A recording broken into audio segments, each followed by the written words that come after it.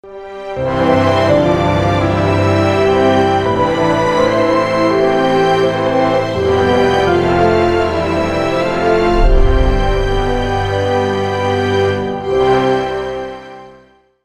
예수님께서 그 3년간의 공생애를 그 십자가의 모진 어려운 그 길을 감당할 수 있었던 이유는 어느 면으로 보면 둔감하셨기 때문이라 생각할 수 있습니다. 폭풍 치는 바다의 뱃머리에서 수면의 방해를 전혀 받지 않으시고 주무셨습니다. 대단한 둔감함 아닙니까?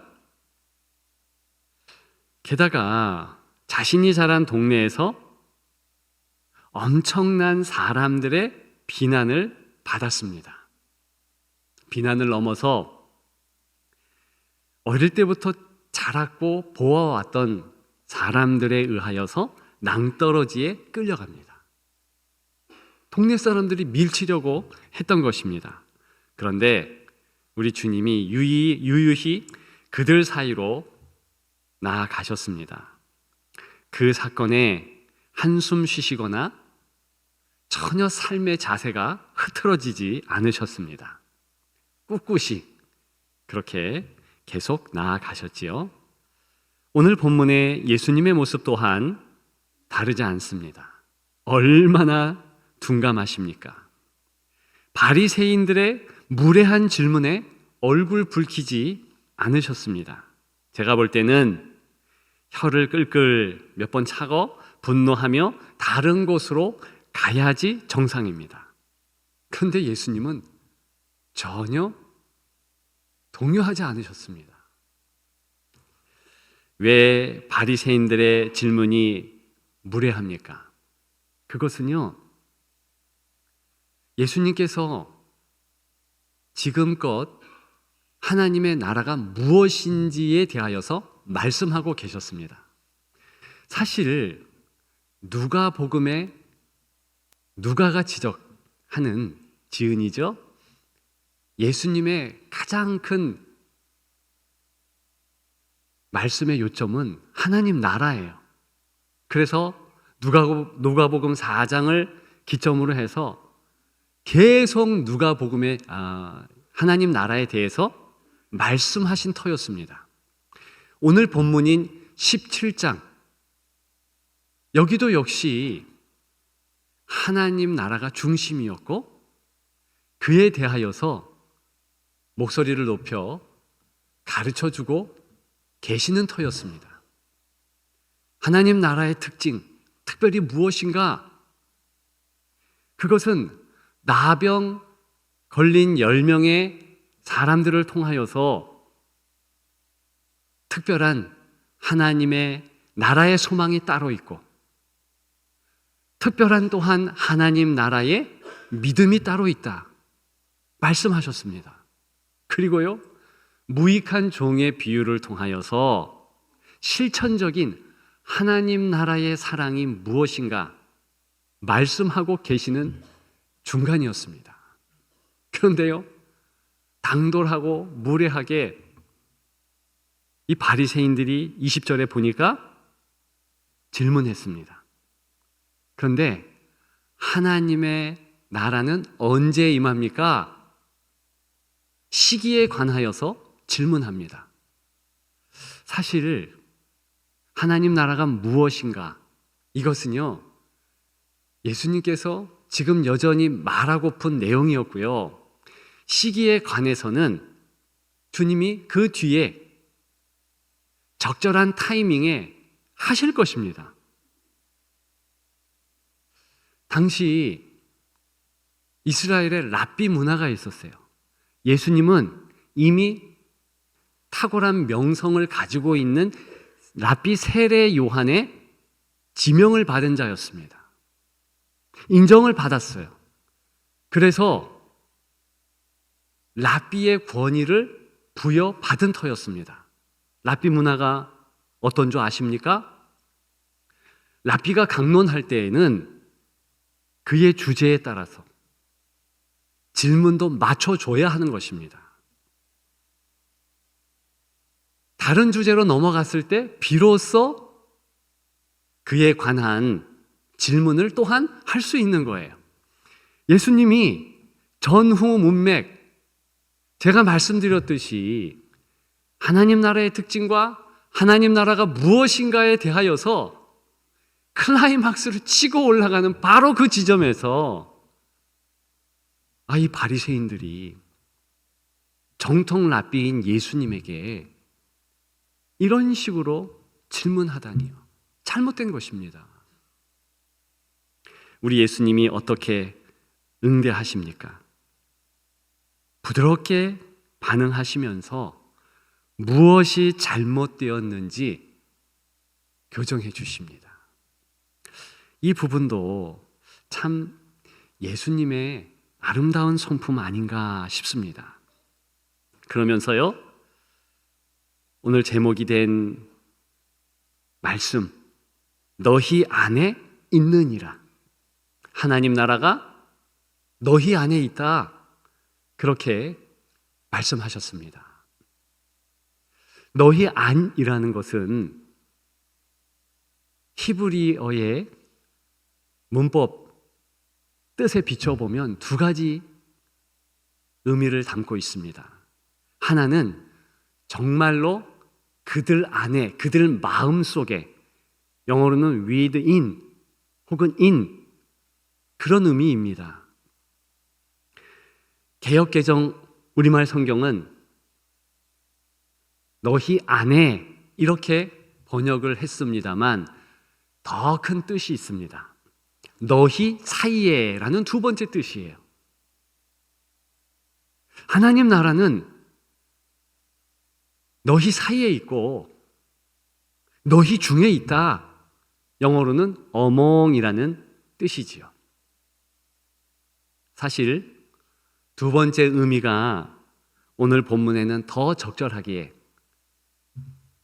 이제 최근의 번역들은 다 너희 사이에 있다 이렇게 번역을 합니다. 표준 새번역, 공동 번역, 쉬운 성경, 현대인의 성경, 또 다른 새 번역, 이런 것들은 다 그렇게 번역하고 있지요. 여하간에 우리 주님께서는 너희 사이에 바로 하나님 나라가 있다 선포하신 거예요. 누가복음에 의하면 바로 하나님 나라는 예수 그리스도를 말씀하고 있는 것입니다. 나라, 전에 한번 말씀드린 적이 있는데 우리 현대인들에게는 땅의 개념입니다. 그런데 고대 사회, 예수님 당시의 사람들에게는 누가 통치하는가, 어떤 왕이 지배하고 있는가, 나는 어떤 왕을 섬기는가, 그것이 중요했습니다. 따라서 예수 그리스도께서 통치하는, 예수 그리스도께서 붙잡고 인도하는 그 사람이 바로 하나님의 나라가 이루어졌으며 하나님 나라의 백성이라, 이렇게 예수님이 선포하신 것이죠. 이 부분에 대하여는 다른 복음서, 마태복음이라든가 마가복음과는 좀 다른 거예요. 하나님 나라는 예수 그리스도다. 독특한 누가복음의 기록의 내용들입니다. 그렇다면 우리 예수님께서 그 사실을 밝히 말씀하시면서 무엇을 오늘 본문에는 함의적으로 그렇게 말하고 있을까요? 그것은요, 자, 내가 다스리는 내 나라의 믿음, 소망, 사랑은 다르다라는 것입니다. 17장 자체에 좀 전에 제가 말씀드렸듯이 하나님 나라의 대표적 특징으로 믿음, 소망, 사랑을 이야기해온 터였습니다.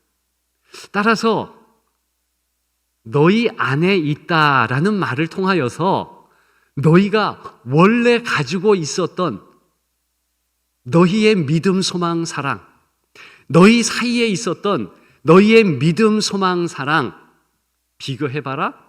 그거 다르지 않니? 그 사실을 폭로하고 있다는 것입니다. 우리가 잘 알고 있는 고린도전서 13장 13절 무엇입니까? 믿음, 소망, 사랑 이 세 가지는 항상 있을 것인데 그 중에 제일은 사랑이라. 자, 질문합니다. 이 믿음, 소망, 사랑은 예수님이 가지고 온 것입니까?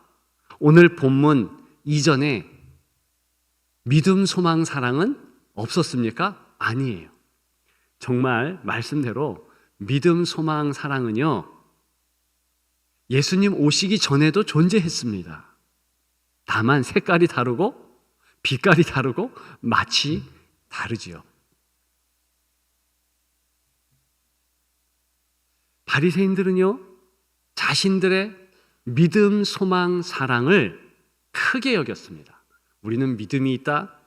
우리는 나름 큰 소망을 가지고 있다. 우리의 사랑은 괜찮다. 정말 그럴까요? 자기들의 기준에 맞춘 바리새인의 믿음, 소망, 사랑을 한 가지씩 살펴보면 좋겠습니다. 먼저 믿음입니다. 바리새인들의 믿음은요, 사실 예수님께서 20절에 말씀하신 내용에서 힌트를 주듯이 보이는 세상에 대한 신뢰와 확신이라고 한마디로 진단하며 말씀드릴 수 있겠습니다. 그것을 조금 더 말씀을 드리면 이 땅을 살아가면서 뭐가 내게 힘을 주느냐, 이 부분이에요. 돈입니다. 돈이 주는 무한 신뢰에 바리새인들은 올인했습니다. 그래서 오늘 본문 하루 전인 누가복음 16장 14절에 보면 바리새인들은 돈을 사랑했다 그랬습니다. 그저 돈이 작은 매력이 있다, 도움을 준다, 이 정도가 아니라 돈이 있으면 이 땅을 잘 살 수 있다, 괜찮게 살 수 있다, 훌륭하게 살아낼 수 있다, 그런 확신을 가지고 있었다는 것입니다. 하나님 나라의 믿음은 전혀 상황, 전혀 돈 상관없습니다. 공중 나는 새를 보라, 들에 핀 백합화를 보라, 누가 먹이고 입히는가? 하나님 아버지다. 그 하나님 아버지에 대한 무한 신뢰, 무한 믿음, 그분이 나를 붙잡아 주시고 나와 함께 하시며 승리케 한다. 이것이 하나님 나라 백성의 바른 믿음 의식이라는 것입니다. 예수님이 지금 대차 대저표로 들이대면서 네 믿음 가져와봐. 내가 원하는 믿음 이거거든? 이거 아니거든? 가늠해 보라는 겁니다. 여러분 가늠해 보십시오. 정말 내가 그리스도인으로서 하나님 나라의 삶을 살고 있는지. 두 번째로 살필 것이 있지요. 그것은 소망에 관한 것입니다. 바리새인들은 나름 소망이 있었지요. 근데 결과적으로 그 소망을 보게 되면은요, 잘 되는 거, 잘 사는 것이었습니다. 잘 사는 것이 뭐예요? 돈 많이 버는 거예요. 돈 많이 벌었으면 더 많이 버는 거. 잘 되는 것은 무엇입니까? 내가 지금 이 수준의 직장의 직분을 가지고 있는데 더 높아지는 거. 바리새인도 그와 같은 목적을 가지고 살아가고 있었습니다. 예수님께서 바리새인들의 그 어줍지 않은 소망을 보면서 마음이 하셨을 것입니다. 왜요? 예수님이 통치하는 하나님 나라의 소망은 다르거든요. 그것은 단 한 가지입니다. 예수님이 주시는 생명, 그 생명을 내가 소원합니다. 소망합니다. 바로 그것입니다. 예수님의 생명이 무엇이군? 우리는 예수 믿어 구원, 그래서 이제 이 땅을 떠날 때, 혹은 우리가 떠나기 전에 예수 그리스도께서 재림하실 때 비로소 천국의 백성이 된다, 영원한 생명이 시작된다, 그렇게 보지만 사실은 이미 영원한 생명은 시작된 겁니다. 그리고요, 더 중요한 것은 우리 살아가는 이 삶 가운데서 예수의 생명력으로 기쁨과 감사와 감격에 겨워서 은혜 안에서 기쁨으로 살아가는 바로 그런 모습이 생명이 넘치는 활력 있는 삶이라는 것이며, 그걸 더 많이 갖기를 소망해야 한다는 것이지요. 여러분, 요즘은 어떤 것이 여러분들에게 기쁨을 주고 소망을 주고 있습니까? 어떤 이유로 기뻐하며 살고 계십니까? 혹시 좀 오른 봉급입니까? 자녀의 좋은 대학 합격 소식입니까? 건강검진을 받아봤더니 이전보다 걱정했던 요 부위가 좋아졌다, 그런 소식입니까? 물론 그것도 다 좋죠. 그러나 하나님 나라의 백성을 기쁘게 하는 소망, 소식은요, 근본적으로 그런 것이 아니라 더 예수 생명을 누리고 있다. 다른 것 말고 예수님 때문에 내가 기쁨이 더 철철 넘치고 감사가 넘치고 은혜가 넘친다, 이 부분인 것입니다. 만일 여러분들이 그런 삶을 살고 있다면 하나님 나라가 이루어진 것 맞습니다. 더욱더 은혜 가운데 살아가기를 주님의 이름으로 축복합니다. 마지막 세 번째, 바리새인들의 사랑은 어땠을까요? 그들은요, 제가 볼 때도 엄청 사랑이 넘쳤습니다. 그런데 자기 기준의 사랑입니다. 그들은요, 점점점 자기 기준의 사랑을 더해서 엄청난 사랑의 행동을 합니다. 그게 뭔지 아십니까? 예수 그리스도를 십자가에 죽여버리는 것입니다. 이것이 자기 사랑의 끝 지점인 거예요.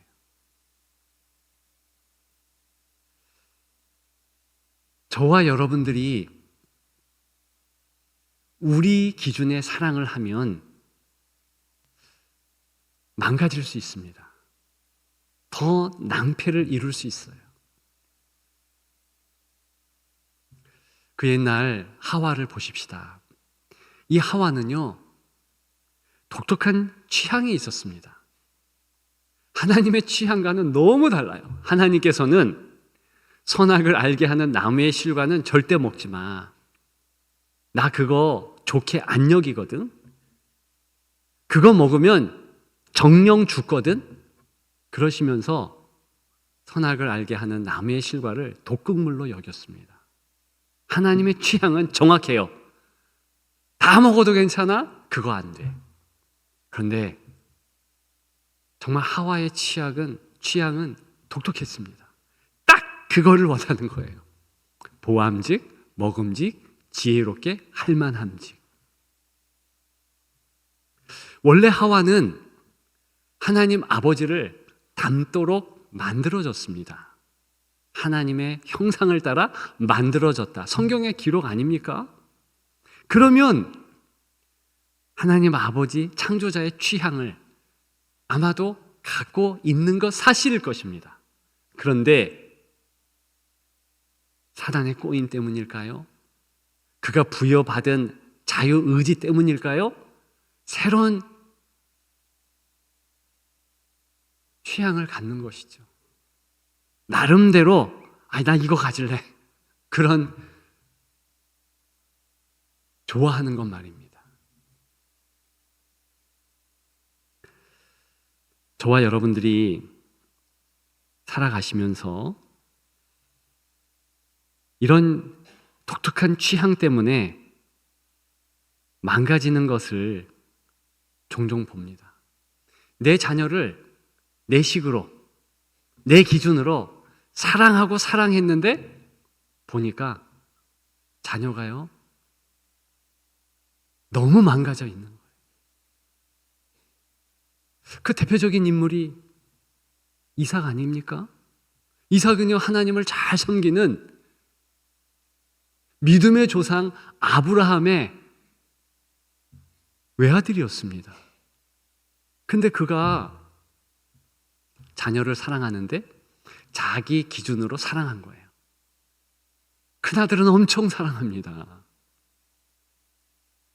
그의 헌출한 인물, 키, 능력, 이 사냥의 능력이죠. 그런 것들을 너무 좋아하는 거예요. 그에 반하여서 작은 아들은요, 그러니까 사랑하지 않은 것은 아닌데 덜 사랑하게 되는 거예요. 이상하게 큰아들이 좋아 보이니까 어떻게 됩니까? 이 두 형제가요, 원수지간이 됩니다. 나중에 이 에서는요, 에돔의 조상이 되잖아요. 야곱은요, 이스라엘의 조상이 됩니다. 에돔과 이스라엘 철천지 원수요, 함께 할 수 없는 극단적인 그런 민족의 갈등을 갖게 됩니다. 누가 그렇게 했나요? 이삭이며 그 이삭의 자기식의 사랑이 그렇게 만들어 버린 것이지요. 교회는 사랑이 넘쳐야 할 곳입니다.